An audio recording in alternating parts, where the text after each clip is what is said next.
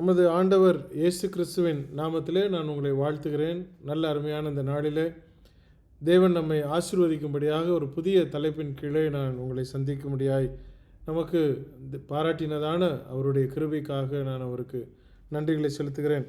இந்த புதிய ஆண்டிலே புதிய கருப்பொருளை எடுத்திருக்கிறோம். இயேசு கிறிஸ்துவின் அடிச்சுவடுகள் என்ற தலைப்பின் கீழே நம்முடைய ஆண்டவராகிய இயேசு கிறிஸ்து கர்த்தரானவர் என்னென்ன தலைப்புகளிலெல்லாம் பேசினாரோ அவைகளெல்லாம் ஒவ்வொரு வாரமும் ஒரு தலைப்பாக எடுத்து நாம் பார்த்து வருகிறோம். அந்த வகையில் இந்த வாரத்தில் 10வது தலைப்பாக உங்கள் மத்தியில் விவாகரத்து என்ற தலைப்பை நான் கொண்டு வந்திருக்கிறேன். அதற்கு ஆதாரமான வசனமாக மத்தேயு எழுதினதான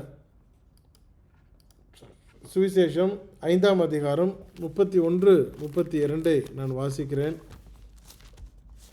மத்தேயு 5ஆம் அதிகாரம் 31, 32.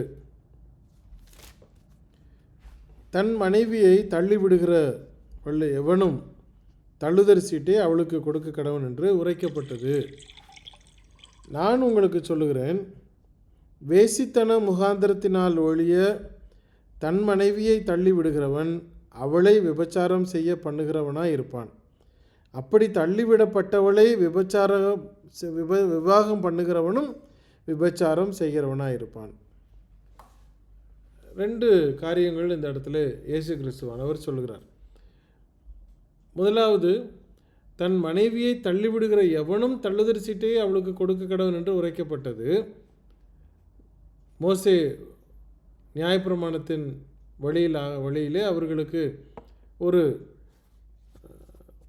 வழியை ஏற்படுத்தி கொடுக்கிறார்.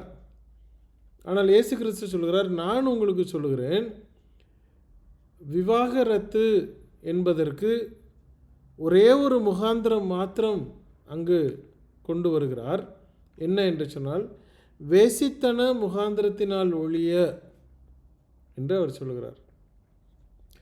கணவன் இருக்கும் பொழுது மனைவியானவள் வேறொரு ஆணை தெரிந்தெடுத்து போகும் பொழுது, அல்லது ஒரு ஆண் மனைவி இருக்கும் பொழுது வேறொரு பெண்ணை தேடி போகும் பொழுது அது வேசித்தனம் என்று சொல்லப்படுகிறது. இந்த வேசித்தனத்தின் முகாந்திரத்தினால் ஒழிய தன் மனைவியை தள்ளிவிடுகிறவன் அவளை விபச்சாரம் செய்ய பண்ணுகிறவனாய் இருப்பான். திருமண பந்தத்திலே வாழ்ந்து கொண்டிருக்கிற ஒரு நல்ல கணவனும் மனைவியும், ஒரு கணவனுக்கு வேறொரு பெண் மீது மோகம் ஏற்பட்டு விடுகிறது. அவளை எப்படியாவது திருமணம் செய்து கொள்ள வேண்டும். ஏதாவது ஒரு காரணத்தினாலே, பணத்தின் நிமித்தமாகவோ, அவளிடத்தில் இருக்கிற சொத்துக்களின் நிமித்தமாகவோ, அல்லது ஒரு இச்சையின் நிமித்தமாகவோ, ஏதோ ஒரு ஈர்ப்பிலே இவளை விட அவள் சிறந்தவள் என்று ஒரு புருஷனுக்கு எண்ணம் ஏற்பட்டு இந்த மனைவியை அவன் வெறுப்பை ஏற்படுத்தி அவளை விலகச் செய்துவிட்டு வேறொரு பெண்ணை திருமணம் செய்து கொள்ளுகிறவன் விபச்சாரக்காரன். அது மாத்திரமல்ல, இந்த பெண்ணை இவன் ஒதுக்கி வைக்கிறான் பார்த்தீங்களா, அதன் நிமித்தமாக அந்த பெண்ணை விபச்சாரம் செய்வதற்கு இவன் தூண்டுகிறானாம். அப்போ இவனுடைய கணக்கு 2 கணக்கு வருகிறது. விவாகரத்து என்பது வேதாகமத்திலே இடம் கொடுக்கப்படாத ஒரு காரியம். தேவன் ஒரு காலமும் விவாகரத்தை அங்கீகரிக்கவில்லை. அவர் ஒரு காலம் இதை அவர் ஏற்றுக்கொள்ளவே இல்லை. ஒரு மனுஷனுக்கு ஒருத்தியை அவர் உண்டு பண்ணினார். அவன் அவளோடு வாழ வேண்டும், அவள் அவனை சார்ந்திருக்க வேண்டும், அவ்வளோதான். இந்த பெண்ணுக்கோ இந்த கணவனுக்கோ வேறொரு தொடர்பு ஏற்பட்டு இச்சையில் அவர்கள் விழுந்து வேசித்தனம் செய்கிறதை கண்டுபிடிக்கப்பட்டால் அவர்களுக்கு இந்த விலக்கை தேவன் கொடுக்கிறார். வேசித்தன முகாந்திரத்தினால் ஒழிய தன் மனைவியை தள்ளிவிடுகிறவன் அவளை விபச்சாரம் பண்ணுகிறவனாக இருப்பான். அப்படி தள்ளிவிடப்பட்டவளை விவாகம் பண்ணுகிறவனும் விபச்சாரம் செய்கிறவனாக இருப்பான். அப்போது எனக்கு இவ்வளோ பிடிக்கல, இவங்க வீட்டில் எனக்கு நகை தரல, இவன் வந்து கருப்பாக இருக்கிறா, இவன் முகம் வந்து சரியில்லை, மூக்கு சப்பையாக இருக்குது, மூக்கு நீளமாக இருக்குது, கன்னம்லாம் ஓன்னு ஒட்டி போயிருக்கு, இல்லது என்னமோ பலவிதமான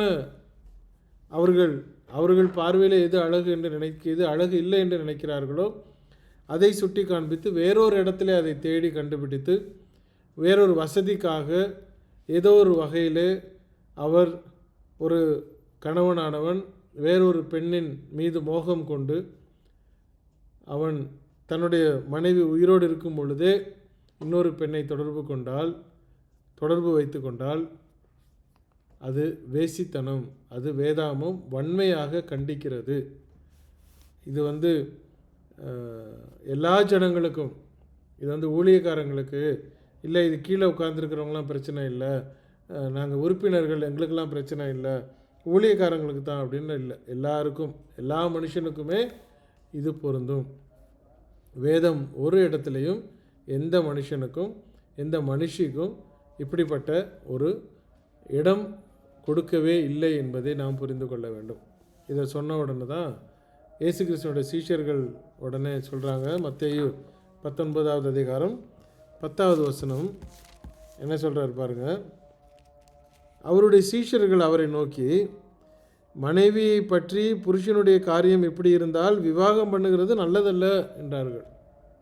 ஐய, அப்போது கல்யாணம் பண்ணால் கடைசி வரைக்கும் நாங்கள் அவ கூட தான் வாழ்ந்தாகணுமா அப்படின்னு அவங்களுக்கே ஆச்சரியமாக கேட்குறாங்க.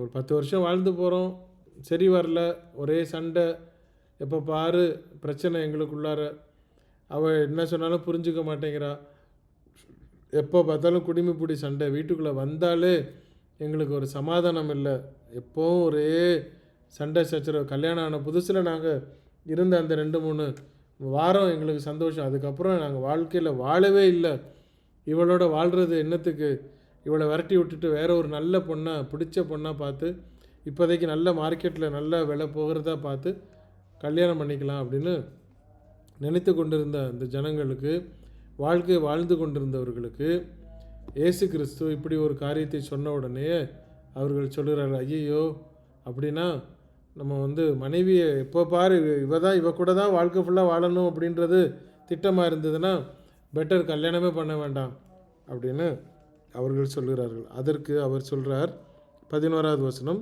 வரம் பெற்றவர்களே தவிர மற்றவர்கள் இந்த வசனத்தை ஏற்றுக்கொள்ள மாட்டார்கள். ஏன்னா திருமணம் என்பது ஒரு பெரிய பந்தம். ஒரு அவசரத்தில் கல்யாணம் பண்ணி அவசரத்தில் வாழ்ந்து அதே அவசரத்தில் வேறொரு ஆளை திருமணம் பண்ணி இவரை வரட்டி விட்டுட்டு இப்போ ரீசெண்டாக 2-3 நாளாக தொடர்ந்து செய்தி வருது. என்னென்னா, நிச்சயமான கணவனுக்கு மனைவி பெண் வந்து ஜூஸில் விஷம் கலந்து கொடுத்துட்டா, டீயில் வந்து விஷம் கலந்து கொடுத்துட்டா, கிட்னி அடிபட்டு அவர் சுற்றிட்டு கிடக்கிறாரு, சாக கிடக்கிறாரு அப்படின்னு இப்போ ரீசெண்டாக திருமணமாகி 10 நாளைக்கு உள்ளே தம்பதியினருக்கு நடுவில் நடக்கக்கூடிய பிரச்சனைகள் இப்போது பெண்கள் சைட்லேருந்து அதிகமாக நியூஸ் வர்றதை நம்ம பார்க்குறோம். நல்லா சமைச்சு கொண்டு வந்து கொடுத்துட்றாங்களாம், நல்லா ஜூஸ் போட்டு கொண்டு வந்து கொடுத்துட்றாங்களாம், அப்படிலாம் இப்போது தெளிவாக நியூஸில் இப்போ கொஞ்ச நாளாக பார்த்துட்ருக்குறோம். இப்போது முன்னாடி ஆண் ஆதிக்கம் ஜாஸ்தி இருந்தது. அந்த டைமில் தான் இந்த வார்த்தையை சொல்கிறாங்க, மனைவியை பற்றி கணவனுடைய காரியம் எப்படி இருந்தால் திருமணம் செய்கிறது நல்லதல்ல என்று சீஷர்கள் சொல்கிறார்கள். அதுக்கு தான் இயேசு கிறிஸ்து சொன்னார், அப்படிலாம் இல்லைப்பா, அதை புரிந்து கொள்கிறவர்கள், உண்மையாய் புரிந்து கொண்டவர்கள் நிச்சயமாக அதை ஏற்றுக்கொள்வார்கள் அப்படின்னு. என்னென்னா, திருமணம் அப்படிங்கிறது ஒரு வெளி தோற்றத்துக்காக இல்லை, ஒரு சரீர தேவைகளுக்காக இல்லை. திருமணம் என்பது வாழ வேண்டியது. இருதயம் அழகு, முக அழகு என்பது வேறு. காலங்கள் போக போக போக அந்த மனைவியினுடைய இருதயமும் அந்த கணவனுடைய இருதயமும் வெளியே தெரிய ஆரம்பிக்கும், முகம் மறைந்து விடும். திருமணமாகி 15-20 வருஷம் தாண்டினவர்களுக்கு இந்த அனுபவம் இருக்கும். மனைவியினுடைய முகத்தை விட அவளுடைய கிரியைகள் மேலோங்கி நிற்கும். கணவனுடைய முகத்தை விட அவனுடைய கிரியைகள் மேலோங்கி நிற்கும். ஸோ அதுதான் நிரந்தரம். இந்த இருதயத்தை நாம் ஒருவர் புரிந்து கொண்டு இச்சையிலிருந்து விலகி, இச்சை எவ்வளோ நேரம், அது ஒரு லிமிட்டட் டைம், அவ்வளோதான். நம்ம அதற்காக திருமணம் பண்ணலை. திருமணம் என்பது பந்தம் ஏற்படுகிறது. தேவன் அதை இணைத்திருக்கிறார். நான் கடந்த வாரத்திலே கன்னியாகுளம் சபையிலே செய்தி கொடுத்த பொழுது குடும்பத்தில் சமாதானம் என்ற தலைப்பில் நான் பேசினேன்.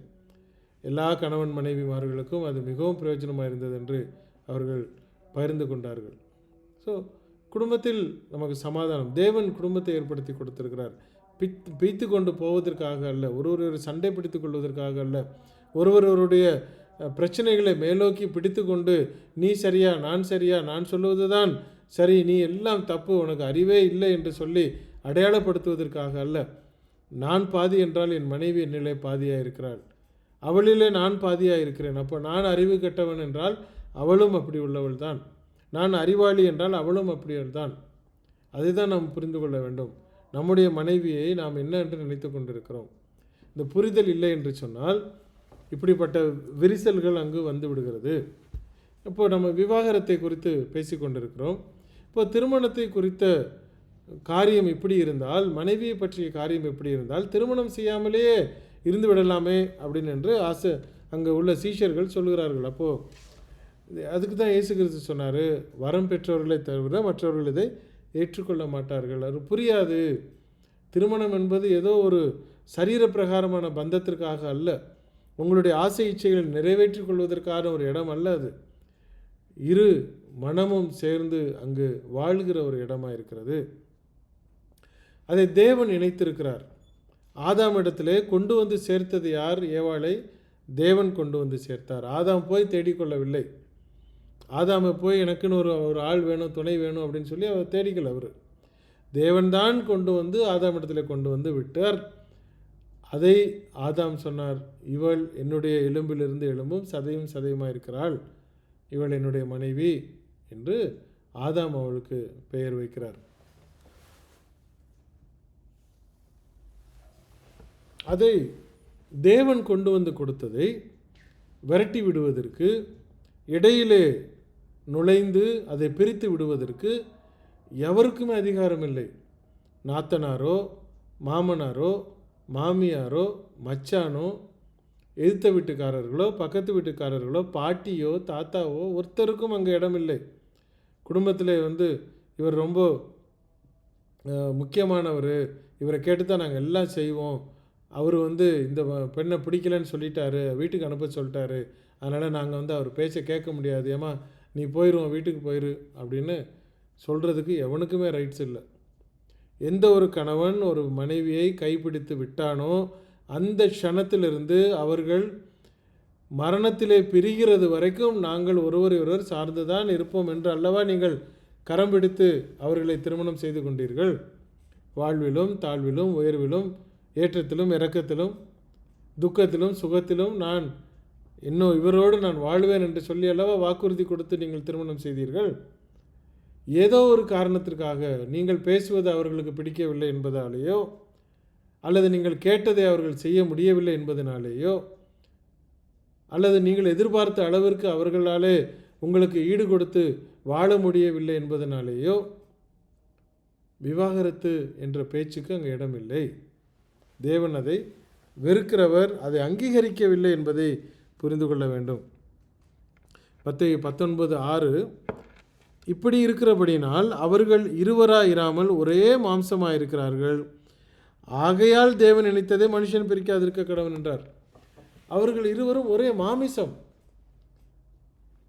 மாமிசமாக இருக்கிறார்கள். நீங்கள் யூ கெனாட் ஸ்பிளிட் தம், நீங்கள் பிரிக்க முடியாது. நீங்கள் சரீரத்தை நீங்கள் 2 சரீரமாக இங்கே ஒருத்தர் ரூமில் அங்கே இன்னொருத்தர் ரூம்லேயும் போட்டு வச்சிடலாம்.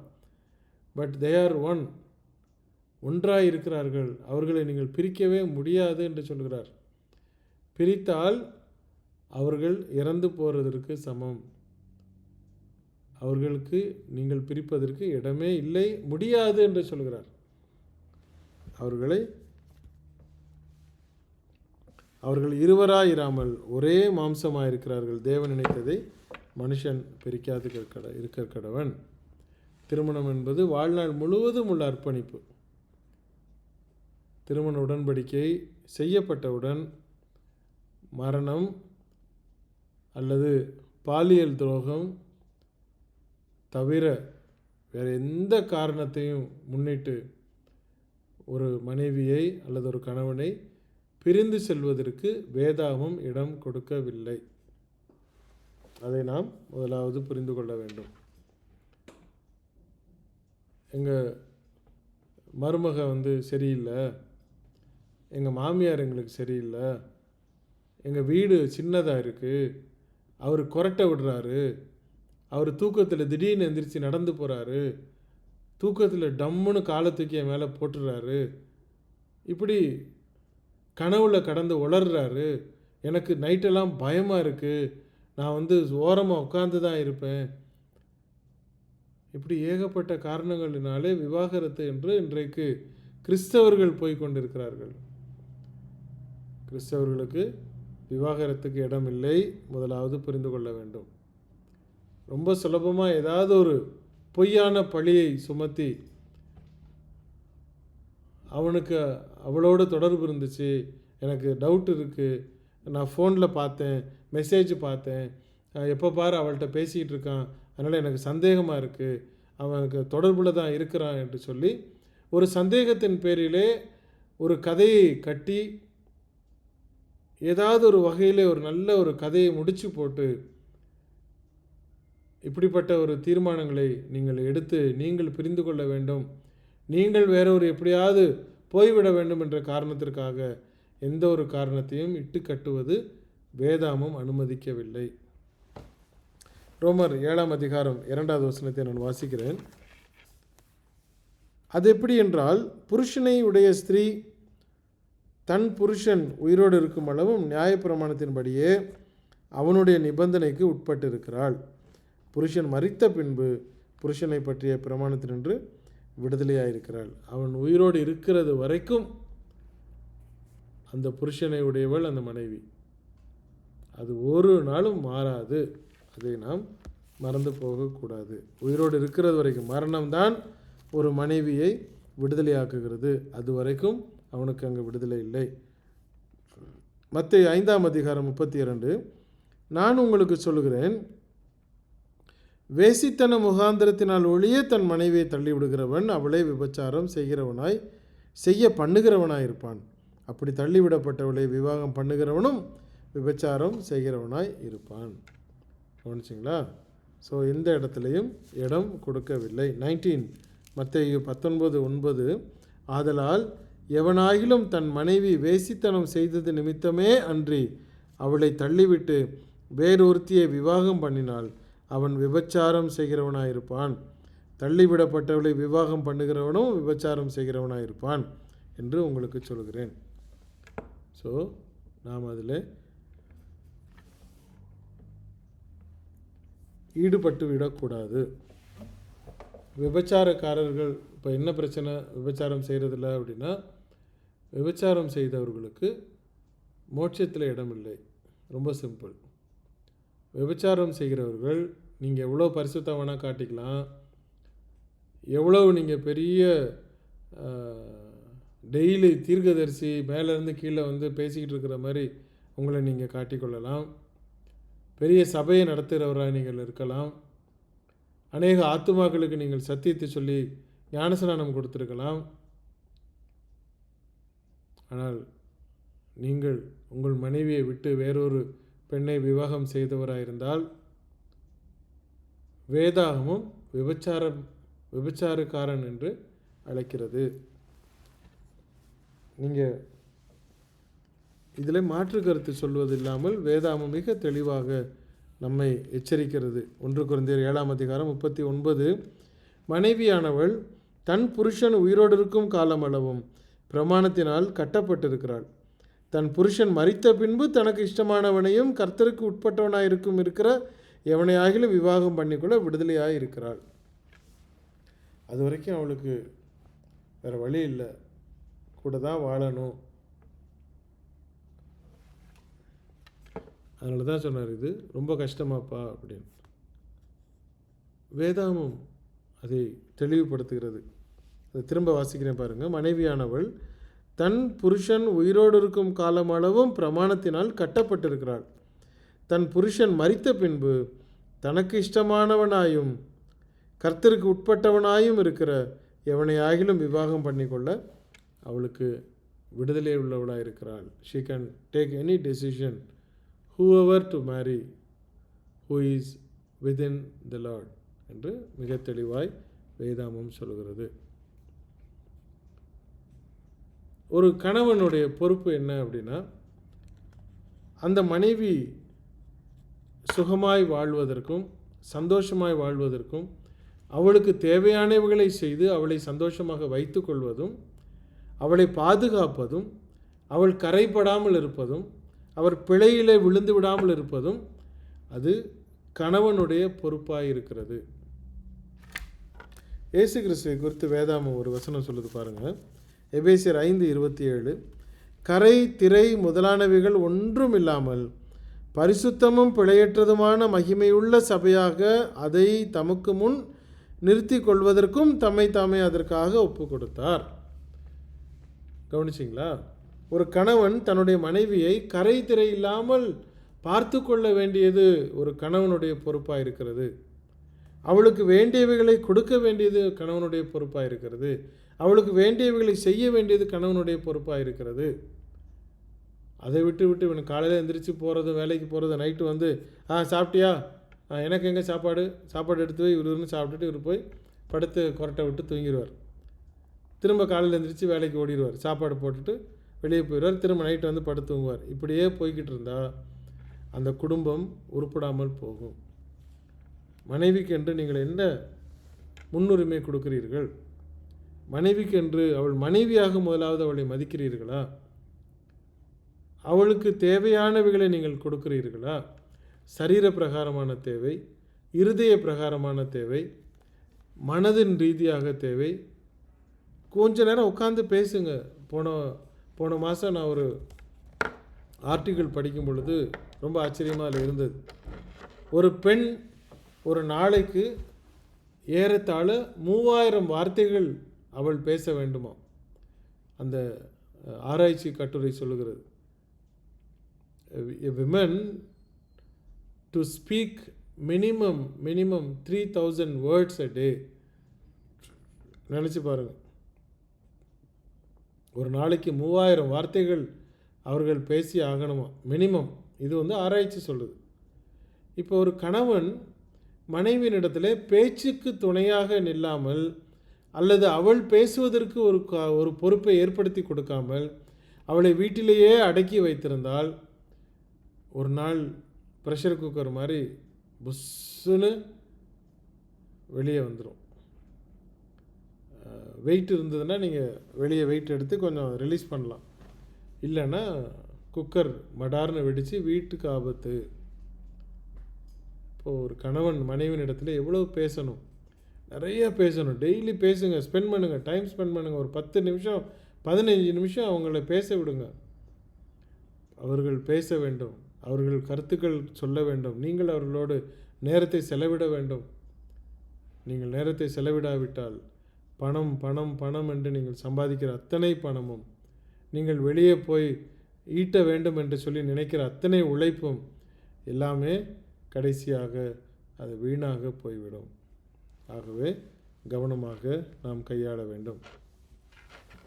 1 கொரிந்தியர் 7வது அதிகாரம் 10வது வசனத்திலிருந்து நான் வாசிக்கிறேன்.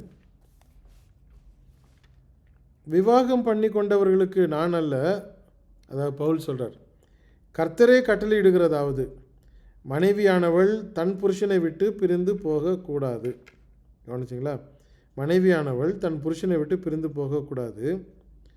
பிரிந்து போனால் அவள் விவாகம் இல்லாதிருக்க கடவுள், அல்லது புருஷனோடே வந்து ஒழுங்காக வந்து வாழ்கிற வழியை பாரு. புருஷனும் தன் மனைவியை தள்ளிவிடக்கூடாது. இது 11வது வசனம். 12வது வசனம் என்ன சொல்கிறது? மற்றவர்களை குறித்து கர்த்தர் அல்ல, நானே சொல்கிறேன். என்ன சொல்கிறாரு? சகோதரன் ஒருவனுடைய மனைவி அவிசுவாசியாக இருந்தும் அவனுடனே வாசமாயிருக்க அவளுக்கு சம்மதம் இருந்தால் அவன் அவளை தள்ளி விடாதிருக்க கடவன்.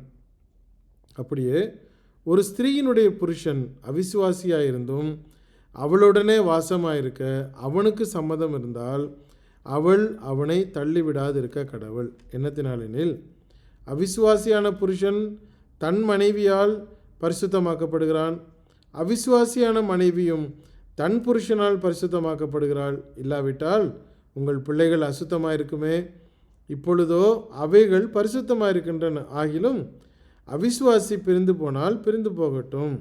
இப்படிப்பட்ட விஷயத்தில் சகோதரனாவது சகோதரியாவது அடிமைப்பட்டவர்கள் அல்ல, சமாதானமாக இருக்கும்படிக்கே தேவன் நம்மை அழைத்திருக்கிறார். மனைவியானவளே, நீ உன் புருஷனை ரட்சிப்பாயோ அல்லவோ உனக்கு எப்படி தெரியும்?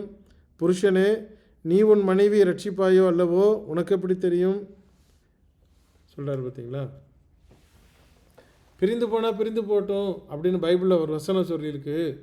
அதனால் என்னுடைய மருமக பிரிஞ்சு போயிட்டா, நான் அதை விட்டுட்டோம், நாங்கள் அவளை கண்டுக்கல, அதனால் என் மகனுக்கு வேறு பொண்ணு பார்க்குறோம் அப்படின்னு ஒரு ஊழியக்காரர் என்னிடத்துல பேசினார். தங்களுடைய வாழ்க்கைக்கு சாதகமான வார்த்தைகளை எப்படி ஜோடித்து எடுத்துக்கொள்கிறார்கள் என்று பாருங்கள். பிரிந்து போனால் போகட்டும்னா அது அவிசுவாசியை குறித்து சொல்லுகிறது. நீ புருஷன் லாயக்கு இல்லாமல் இருந்ததுனால தான் அவள் விட்டுட்டு போயிருக்கிறா. உன்னுடைய மகன் யோக்கியமானவனாக இருந்திருந்தால் உன்னுடைய மருமகள் வீட்டை விட்டு போயிருக்க வாய்ப்பில்லை.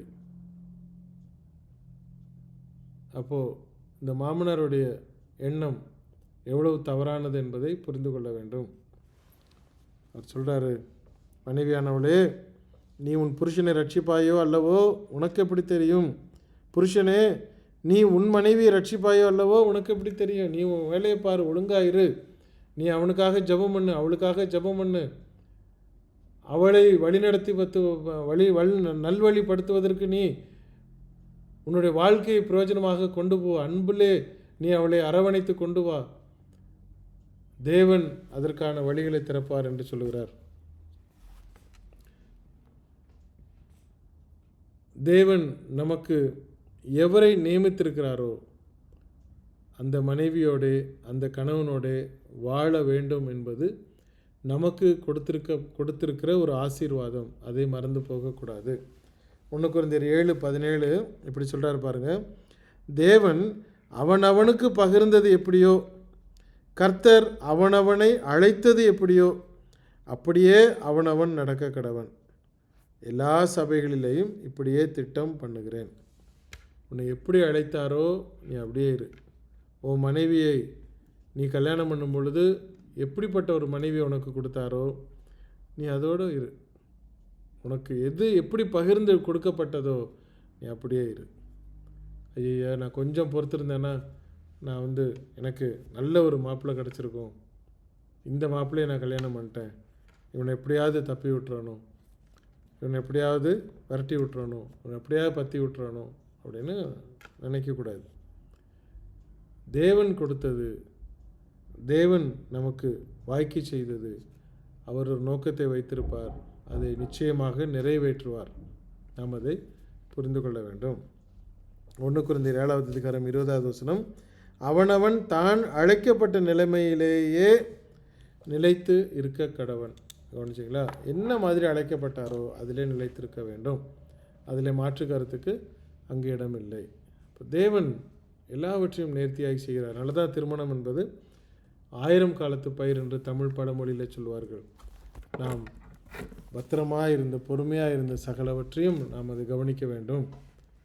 அதில் தான் சொல்கிறாரு, நீ தவறான நுகத்தில் போய் மாட்டிக்கிறாத, தவறான நுகத்தில் போய் நீ தலையை விட்டுக்கிறாத, கவனமாயிரு. ஏர் விழும் பொழுது ஒரு பக்கத்தில் கழுதையும் ஒரு பக்கத்தில் எருதையையும் நீ விழக்கூடாது, கவனமாயிரு என்று அவர் சொல்லுகிறார். ஸோ இந்த விவாகரத்து என்பது கிறிஸ்தவத்திலே அனுமதிக்கப்படவில்லை என்பதை நாம் புரிந்து கொள்ள வேண்டும். வேசித்தனத்தினால் ஒழிய எந்த வகையிலையும் உயிரோடு இருக்கிற கணவனையோ உயிரோடு இருக்கிற மனைவியையோ விட்டுவிட்டு இன்னொரு புருஷனை இன்னொரு பெண்ணை திருமணம் செய்து கொள்வதற்கு வேதாவும் இடம் கொடுக்கவில்லை. தேவன் தாமே இந்த வார்த்தைகளை ஆசீர்வதிப்பாராக. நான் கவனமாக இந்த வார்த்தைகளை கவனிப்போம். நம்முடைய வாழ்க்கையிலே வேறு சிந்தனை இல்லாமல் நாம் அதை செயல்படுத்த வேண்டும். மீண்டும் ஒரு புதிய தலைப்பிலே அடுத்த சனிக்கிழமை உங்களை நான் சந்திக்கிறேன். தேவன் நம்மோடு கூட இருந்து நம்மை வழிநடத்துவாராக. ஆமென்.